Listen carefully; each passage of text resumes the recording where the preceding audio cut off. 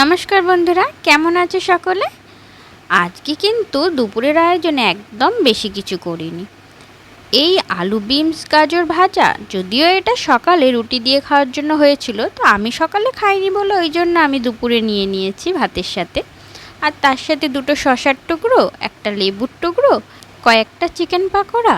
আসলে মা চিকেনের পাকোড়া খেতে খুব ভালোবাসে, তাই কারি পাতা দিয়ে কয়েকটা চিকেন পাকোড়া তৈরি করেছিলাম।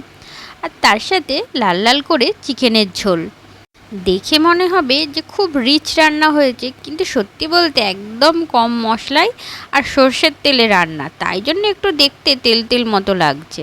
আর তার সাথে আমের চাটনি। গরমের সময় আমের চাটনি না হলে কি আর চলে? তাহলে আজকের লাঞ্চের থালিটা কেমন লাগলো অবশ্যই কিন্তু জানাতে ভুলবেন না।